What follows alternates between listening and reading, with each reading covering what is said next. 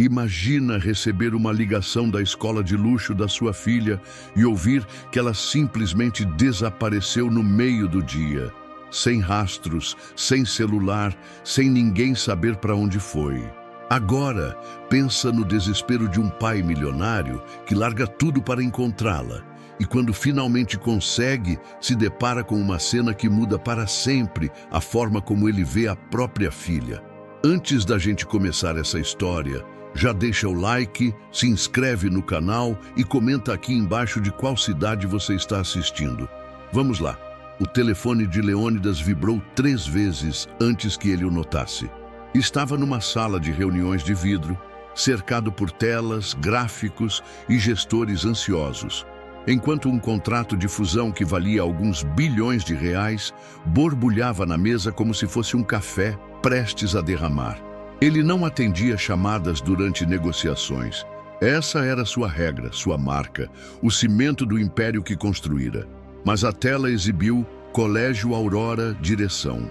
E algo no seu estômago azedou. Ele atendeu.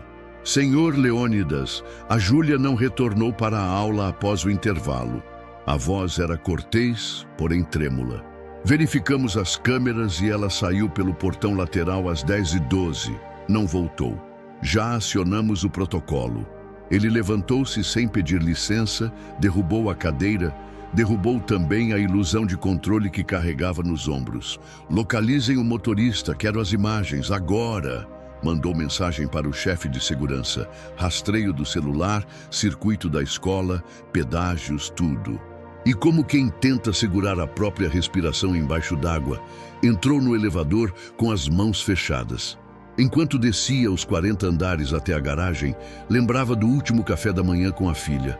Ela mexendo no iogurte sem fome, a mochila impecável, o uniforme com o brasão dourado costurado por dentro para ninguém ver. Pai, posso faltar hoje? Ele tinha sorrido com paciência de quem é paciente apenas para não quebrar nada. Não dá, meu amor. Você precisa estar entre os melhores para ser quem quiser. Agora, a frase mordia de volta. Em minutos, 2 carros pretos cruzavam a Faria Lima rumo ao colégio. Sirenes desligadas, mas com a pressa quase audível. O portão lateral onde Júlia havia desaparecido parecia igual a todos os outros portões laterais do mundo. Discreto, um aviso de saída de serviço e as marcas de mãos de crianças que não gostam de caminhar sem encostar em nada. O segurança mostrou o trecho do vídeo. Júlia, boné de beisebol, cabelo preso num coque mal feito, uma blusa de moletom cinza escondendo o uniforme, saindo com uma mochila menor do que a habitual. Não estava correndo, estava decidida. Aos 16 anos, só se decide assim quando já se decidiu muitas vezes por dentro. Ela pegou um ônibus na esquina, informou o chefe de segurança, mostrando outro vídeo do comércio da frente. Linha 857P. Desceu na Vila Olinda. Vila Olinda, na Zona Norte, era um mapa que Leônidas só conhecia por doações e por relatórios. Uma ONG que atendia crianças, um projeto de música, um campo de futebol de terra que a empresa prometera arrumar há 3 verões. Foram seguindo rastros cheios de lacunas, como quem caça vento. O celular de Júlia desligado, o relógio dela, que ele mesmo comprara com rastreador, esquecera sobre o travesseiro. No carro, o silêncio era uma sala cheia de culpa. Leônidas enxergava as cidades pelas janelas com a pressa de quem não quer olhar. Nos semáforos, motociclistas costuravam entre os carros, vendedores se aproximavam e ele pensava em como criar blindagens para tudo. Carros, contratos, coração. Só que agora faltava ar. Desceram na Vila Olinda perto do meio-dia. O sol batia no asfalto com barulho. Ruas estreitas, prédios pintados de cores vibrantes desbotadas, a feira da terça-feira acabando, cheiros que lembravam infância e vigilância. Leônidas não estava acostumado a andar a pé, muito menos ali, mas foi. Perguntou à dona do pastel se vira uma garota de boné, a moça do cabelo trançado no salão, ao rapaz da bicicleta. Nada. Uma criança descalça apontou para uma rua com a ponta do queixo. Ela veio por aqui. A menina do moletom cinza foi para o Galpão Grande. O Galpão Grande era a sede do projeto de música que ele financiava sem nunca ter visitado. O portão do galpão estava entreaberto. Uma corrente frouxa e um cadeado que existia mais para tranquilizar do que para impedir. De dentro vinha o som de um piano. Não era o som clássico que, às vezes, preenchia as noites do apartamento com as partituras que Júlia estudava no colégio. Era um piano quebrado, com uma tecla desafinada que teimava em chorar um pouco mais alto. E havia vozes pequenas, rindo, batendo palmas fora do compasso, como se o mundo fosse um tambor. Leônidas respirou, empurrou a porta e entrou. O espaço era amplo, teto alto, janelas sujas de história, instrumentos doados, violões com cordas faltando, uma bateria velha com os pratos empenados, cartazes coloridos feitos à mão em cartolina, uma geladeira com adesivos. No centro, Júlia, sem boné, suada, rindo, com o moletom arregaçado, os cabelos fugindo do coque. Em volta dela, uma roda de crianças. Ela se curvava para ficar da altura de uma menina de tranças que segurava um ukulele. Assim, conta 4 batidas e entra junto comigo. Júlia batia no peito o compasso. A menina tentava, errava, ria, tentava de novo. Júlia não se impacientava. Só estava ali, inteira, leve, humana, com uma tranquilidade que Leônidas não conhecia, ainda que morasse com ela. Ele ficou parado, invisível por um instante, a cena cravada nos olhos como fotografia. Júlia olhou, finalmente o viu, e a alegria dela deu um passo para trás, não por culpa, mas por medo do mundo que ele trazia no paletó. As crianças, que não conheciam aquele homem alto, de camisa impecável e o rosto duro, se calaram em ondas, como se o mar tivesse prendido a respiração. Um menino de camiseta do Corinthians segurou a baqueta no ar. "Pai", disse Júlia sem teatralidade. "Você veio, você sumiu." A voz de Leônidas saiu áspera, um cascalho que arranha a garganta. "Você saiu da escola sem avisar, desligou o celular. Você tem noção do que..." "Tenho." Ela gesticulou de leve para as crianças, como quem pede licença. "Eu tenho noção do que eu precisava fazer. É terça-feira, é o dia delas." O coordenador do projeto, um rapaz magro com barba mal feita e um crachá de plástico, se aproximou, desconfortável. "Senhor Leônidas? Não sabíamos que a Júlia era sua filha. Ela vem há uns 2 meses como voluntária. Ajuda no reforço de música e dá atenção às pequenas. Se for um problema, a gente..." "Um problema?" Leônidas repetiu como quem tenta entender a palavra numa língua estrangeira. Olhou ao redor. Instrumentos comprados com a doação da sua fundação, mas gastos pelo uso real, não pelo marketing. Um ventilador que rodava preguiçoso, uma mesa com copos de plástico e suco em pó. No chão, os tênis lelés das meninas, todos diferentes, coloridos. Tudo isso pareceu mais concreto do que qualquer quadro que ele viu em leilões. Júlia tocou 2 teclas e o som do piano remendado cortou a tensão. "Pai, você fala comigo como se tudo fosse uma planilha." Ela respirou. "Lá na escola eu tenho que tirar 10 em tudo, sorrir na foto perfeita, lidar com meninas que não me veem, me medem, e com professores que te tratam como acionista do meu boletim. Aqui eu sinto que sou mais que seu sobrenome. Elas não ligam para o relógio que você me deu. Ligam se eu lembro o nome do irmão, se eu sento no chão para ouvir porque a Eduarda brigou com a mãe, se eu trago um acorde novo. Eu faltei hoje porque tinha a apresentação aqui. Eu prometi." "Prometeu para quem?" Ele indagou desconcertado, quase infantil. "As promessas que a gente faz quando alguém olha nos nossos olhos." Ela sorriu de lado, com um cansaço bonito. "Eu sei que você acha que tudo existe para caber na agenda. E que amor é proteger fechando portas, blindando vidros, comprando o melhor. Mas algumas coisas só existem se a gente abre a porta." Uma menina de uns 8 anos ergueu a mão, tímida. como se estivesse pedindo autorização para viver. Moço, a Júlia ensina a gente a tocar música, mas também ensina a falar mais baixo quando a gente está com raiva. E ela trouxe colarim. Colarim, como é o nome? Colorimetria, soprou outra. Pra gente pintar o mural sem brigar.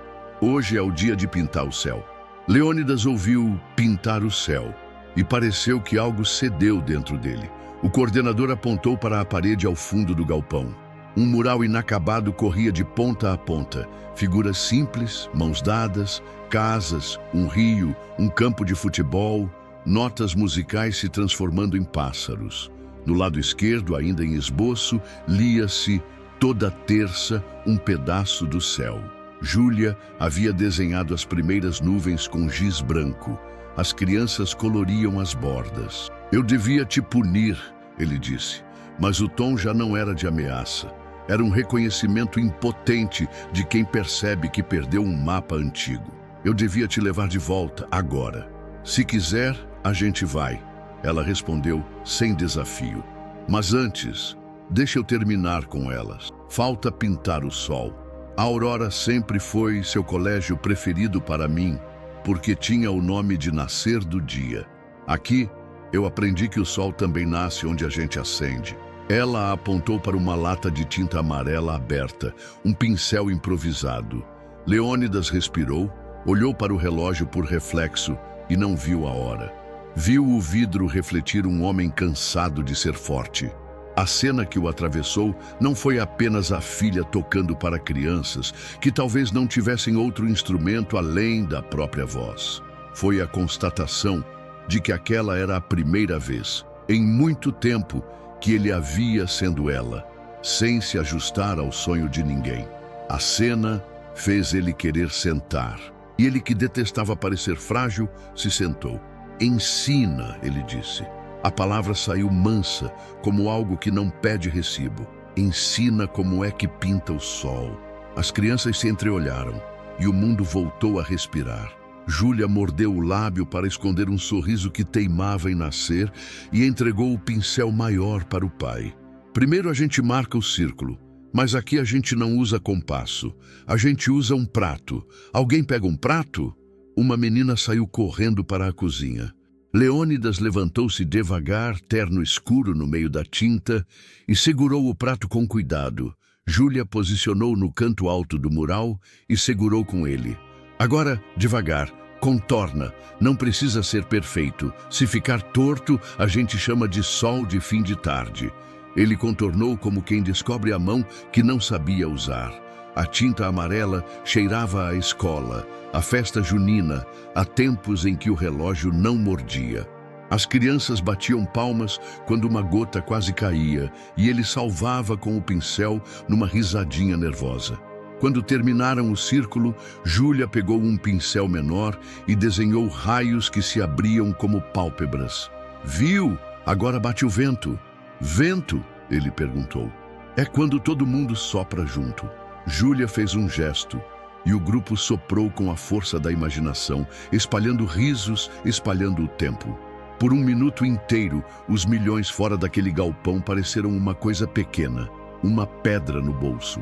Depois, Júlia voltou ao piano. Mais uma música e a gente tira a foto do nosso sol. Tocou O Trenzinho do Caipira devagar, adaptado aos dedos pequenos, e as crianças acompanharam batendo palmas no contratempo. Um menino arranhou um pandeiro, outro fez o baixo com a boca. Leônidas encostou no muro recém-pintado, sem medo de sujar a camisa. Descobriu que podia estar sujo e limpo ao mesmo tempo. No fim, tiraram a foto. As crianças em frente ao mural, Júlia ao centro, o coordenador segurando o celular no modo retrato. Alguém puxou Leônidas para a lateral e ele entrou, desajeitado, com um borrão amarelo na manga. Na imagem, seu sorriso cabia menos que o das crianças, mas cabia. Agora sim, vamos conversar, disse ele para a filha, do lado de fora no corredor, onde a luz fazia poeira no ar.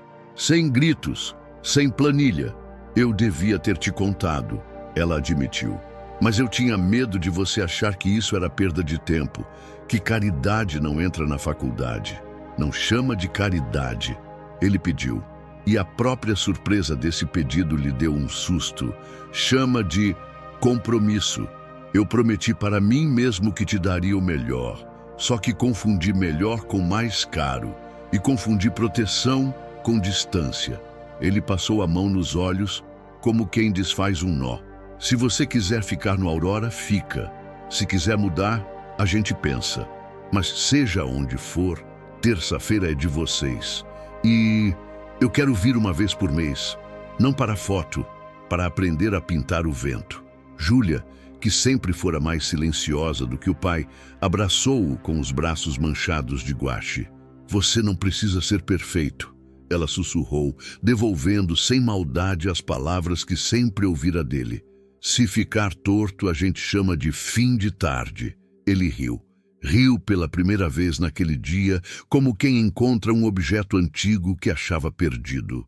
O chefe de segurança, a poucos passos, fingia olhar para o celular, respeitando um rito que não se compra com crachá algum.